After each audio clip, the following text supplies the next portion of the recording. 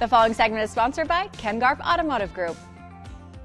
Garff Automotive Group is always there to help us. Today we have auto expert Jason Hollinger here to tell us all the things we must do to keep our vehicles running well. Welcome to the show, Jason. Thank you for having me. Great to see you. Okay, what are the most important things every driver should know about maintaining their car so it's safe and reliable, especially like in the winter?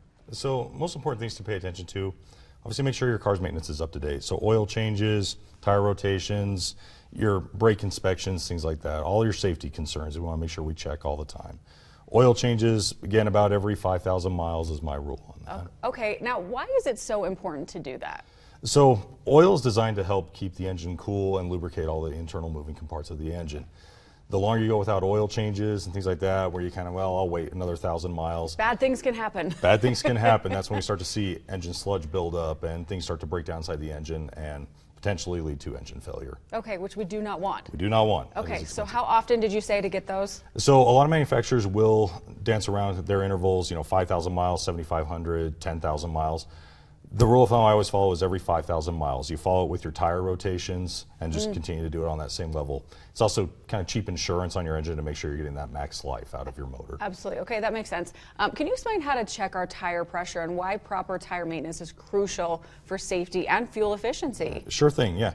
So tire pressure, again, your tires are going to be one of the biggest investments you ever make on your vehicle during ownership. To check tire pressure on that, most vehicles do have a tire pressure monitoring system built into them. But if they don't, easiest way, you buy one of the cheap little tire pressure gauges. You can get these online for a couple bucks or any of your auto parts stores. Check it at the valve stem on the tire and compare it to the sticker that's in your driver's door jamb. If you open your driver's door, there'll be a sticker with tire pressure. Oh, good to know, right in the door. Yes, right in the door. You just want to make sure that your tires are all set to that level.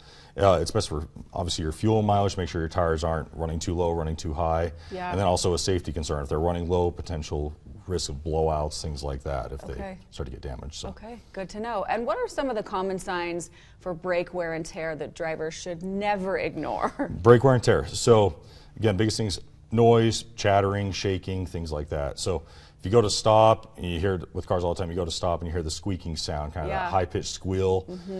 Usually an indication, hey, brake pads are starting to become low. They have a little squealer tab that's touching part of the brake rotor. It tells you the pads are going low.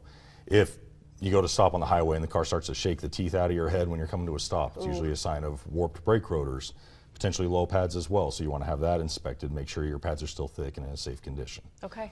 How can we keep our car batteries in top shape? I mean, that's something I don't think about until it actually goes out, but are there warning signs to know that we're going to need it to be replaced soon? Generally, yes, you will start to see some signs with battery.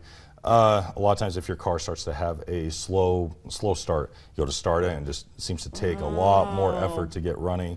If you see all the lights go dim in the car when you're going to start it, things like that, generally an indication the battery is starting to wear out. Most batteries are 3 to 5 years. Some of them will go up to 7 depending on the maintenance and stuff like that. Make sure you keep the terminals clean. Make sure that you don't leave lights on or run the car with just the battery on, not the engine. So it lasts as long as possible. Okay, where can we go for more info, Jason? So best place to go would be kengarff.com or visit any of our dealerships. Amazing. Thank you for all the tips and good reminders. Such good info. Thank you, Jason.